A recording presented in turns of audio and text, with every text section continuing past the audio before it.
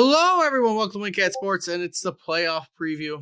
Continuing on to the divisional round, but we'll go over the other games first that happened in the wild card, see who moved on. First game was Chargers Texans. Texans had an easier time than most people thought. They won 32-12. Justin Herbert just did not have a good day against the Texans. He threw 4 interceptions. And CJ Stroud did not have a bad day at all. 282 yards, a TD and interception, 22 for 33. But in the end of it just didn't seem like the Chargers were ready for the playoffs, and the Texans had an easy time running the ball, throwing the ball, and doing everything they had to do. Yeah, and the playoffs, it's such a small fraction thing can happen and, turn the tide of the game. It seems a lot of it's on momentum, and, you can't throw interceptions like that. You can't, and I don't think they were all Herbert's fault. Um, it's unfortunate because I thought San Diego at least had a team good enough to make it into the second round. I thought they were going to challenge Kansas City a little bit. But it seems like what you said was probably pretty accurate. They just weren't ready for the playoffs yet. Jim didn't have them ready. Jim Harbaugh. Yeah.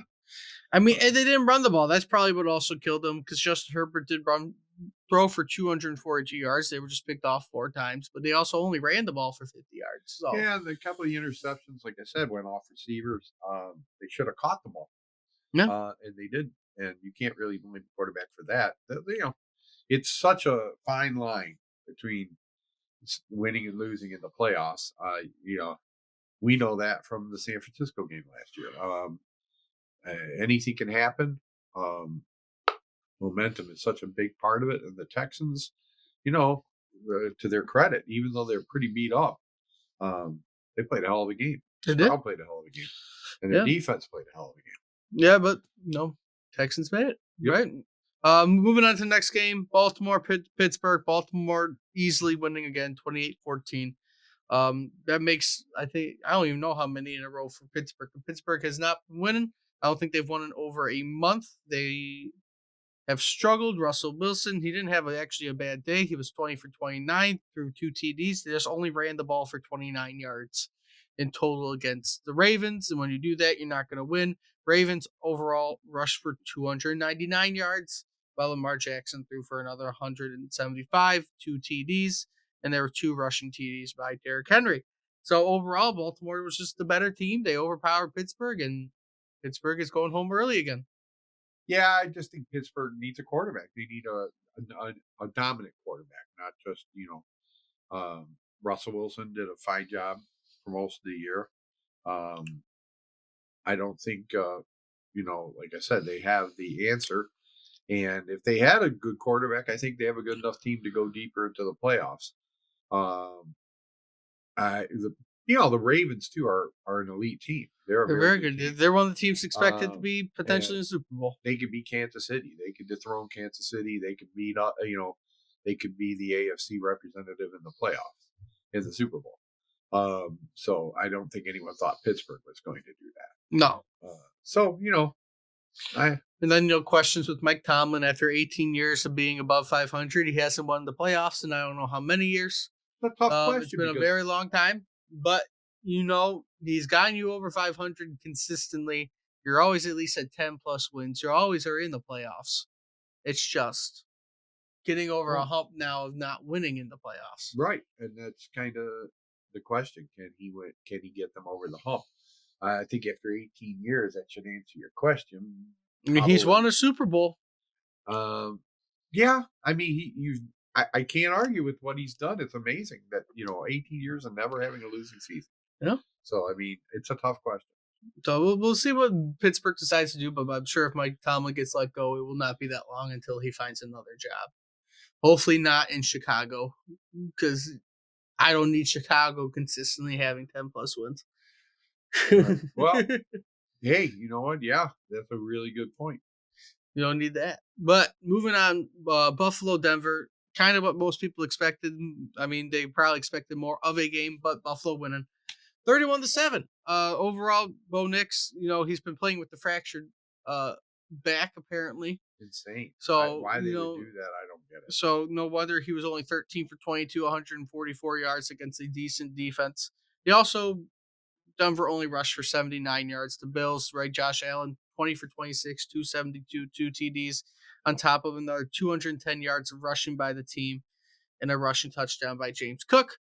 But overall, it's just Buffalo's better. There's nothing else to really say about it. Well, They outplayed them. Even more than what we said about the Chargers.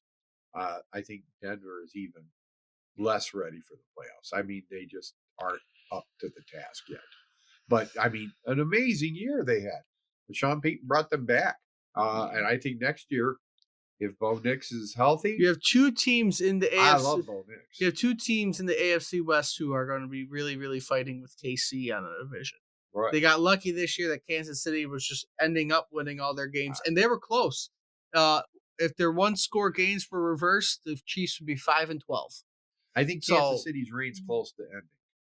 It is Close. because it was a lot of one-score games by Kansas City this year. 1-12 would have been the not 1-12, 5-12 would have been the record of Kansas City if all their one-score games were reversed. So that's not a good record to have. But we'll see what ends up happening. I think Denver and LA will both have a chance at their division next year. But again, Denver probably was not ready for the playoffs. But Bo Nix is looking real good, like you were saying, and they have a bright future. They'll be back next year. Moving on to the NFC first game, kind of disappointment. We thought it'd be more of a game, but it was not. Eagles winning 22-10. Packers just weren't ready either. Immediate fumble on their first drive, like the first play of their first drive. Jordan Love threw 3 interceptions, only 212 yards. They ran for 107 yards, though, so the rushing game was good. Jordan Love was terrible against the Eagles, and Jalen Hurts wasn't doing hot either. 13 for 21, 131 yards, 2 TDs. They also ran for another 169 yards. Saquon carrying them like usual. Through their bad games. I don't know how well this is going to work in the next round against a better team than Green Bay, I would say, with LA, but we'll see what ends up happening in the next round. We'll kind of get more of that in the later games, but overall, Green Bay blew their opportunity to upset Philadelphia with a bad performance from Philly's offense, but Jordan Love just was terrible like he has been for the past few games. I was very surprised. I don't know if it's a sophomore jinx or whatever, but Green Bay's in a lot of trouble if Jordan Love doesn't bounce back from this. So all the money they're paying him. And honestly, I kind of like Malik Willis better. I don't know if he just does not seem, again, like I said, ready. The rest of the team was there. The rest of the team showed up. Jordan, like I said, Jacobs was running like a beast. And I think Green Bay's defense played well, and Jordan Love just does not up to the task. No, but hey, Eagles advance to the next round. They'll have their home playoff game again, against a more, I would say, a better and more prepared team, than the Packers. But moving on to the best game of the weekend. We know who that is, so yeah. Moving on to the best game of the weekend, Commanders Bucks. Commanders played really, really well. They ended up getting the upset, winning 23-20 over the Tampa Bay Buccaneers. Jayden Daniels had a decent day, 24 for 35, 265 yards, 2 TDs. They also ran for another 82 yards. Jayden Daniels led that rush with 36. Buccaneers, Baker Mayfield had a good day too. 15 for 18, 185, 2 TDs. They also ran for 101 yards. It was just an all-around good game, back and forth. And like usual, those kinds of games come down to whoever has the ball last. Right. And that ended up being the Washington Commanders with a nice doink in off the upright to advance to the divisional round. Yeah, it was everything we thought it would be. It was the one good game out of all of them. And it was fun to watch. And we knew these teams are very evenly matched. Playing outside, it doesn't affect either team. They both have outdoor stadiums. It was in Tampa, so it wasn't like nice weather. It wasn't like it was freezing cold. Nope. I think, like I said, it was everything we thought it would end up being. And it is perfectly fine. There was a good game overall. What the heck is that? That's her phone. Oh. But it was a good game by the Commanders and Bucks. It was. So moving on though to the Vikings and Rams. Vikings blew it like usual. They have not been good at all. 27-9. Sam Darnold just couldn't show up. A total of 9 sacks on Sam Darnold, which doesn't help. But I mean, you threw 245, 1 TD, 1 interception. You ran for 106 yards. Couldn't find the end zone, but one time in 2 weeks. And LA was just a better team, more prepared. And Matthew Stafford had a decent day at 209 yards, 2 TDs, and they ran only for 90 yards. But it is what it is. Right. I feel if there's a guy you have to feel sorry about, it's Sam Darnold. They had a hell of a year, had a great year, and then it all fell apart in the last 2 games against us and against the Rams. They've only lost to 2 teams the whole year, us and the Rams. And like I said, I feel bad for him in one sense because I don't think he's going to get the payday he thought Not he was as going to much, get. but we'll see where he ends up going. He probably is not staying in He is a Minnesota. question mark because is he a starting quarterback? He had, they played their weak schedule, but they played against the Packers and beat the Packers. They played against good defenses. I don't know what happened the last 2 Sam games. Darnold just couldn't do it. I think they'll move on from Sam Darnold, but hey, maybe they'll pay him for the next couple of years, or they'll play Daniel Jones for the next couple of years and develop JJ. He's coming off an ACL tear. Do not throw him out there. If I were them, I think that would be the smart move. Do not just throw him out there. Do not, especially after he just had the injury. Do not throw him out there because how you're going to want to use him is not. Well, is he supposed to be back next year?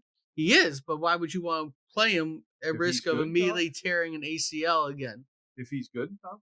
I wouldn't play him just because I'd be worried about the ACL again. And play somebody they'll figure who they can develop, help develop them more. I'm sure Daniel Jones is good enough to sit behind that team and hand off the ball, and they got enough talent, and we'll see. All right, moving on to the divisional round. Finally, our games on Saturday. The 1 seeds are playing. Chiefs Texans is the first game on Saturday.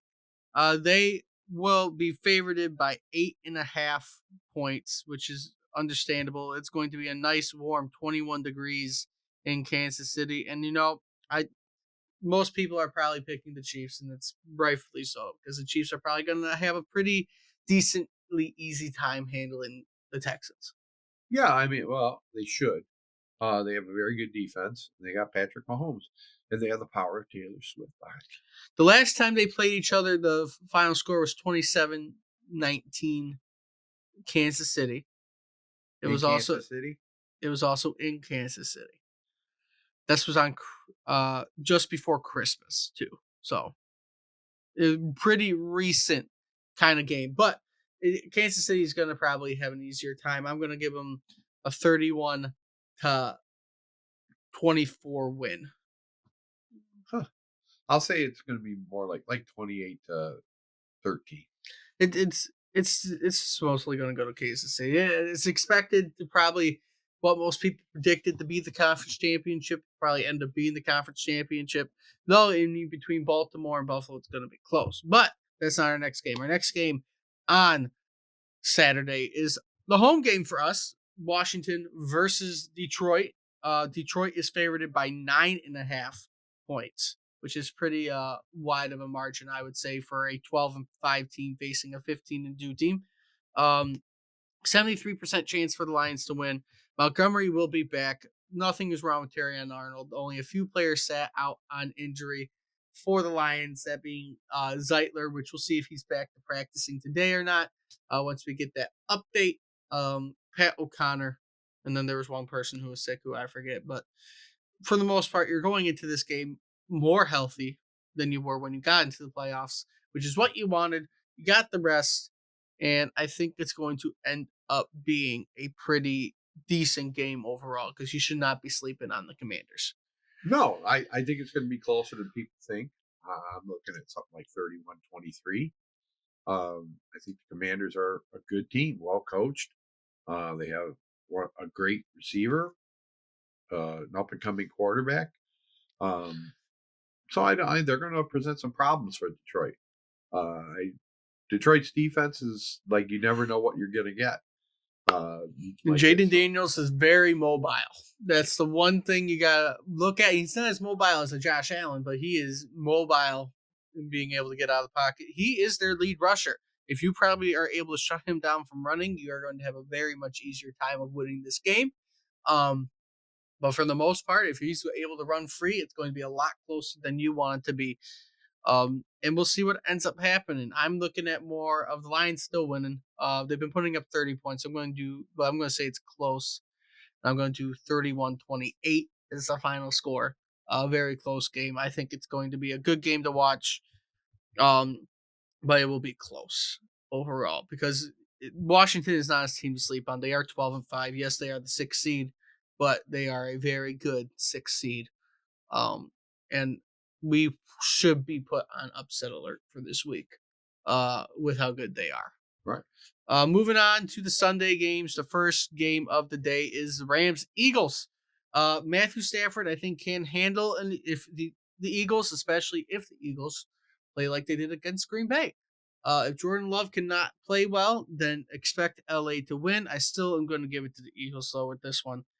They are also favored by 6.5 and have a 65% chance to win. I think the Rams are going to surprise them. I think the Rams are kind of hitting their stride, and they're going to be a very tough opponent to face for anybody. So I don't know. I think I'm going to say that they're going to surprise the Eagles and win by a score of something like 24-17, which is a close game. And I think they could. I think the Rams could do it too, but I'm going to lean with the Eagles. But I'm going to say it more or less will be a nice. I'm going to say 27-24. 2 good games back to back. Eagles. Giving you your typical NFC championship that most people predicted, Lions, Eagles.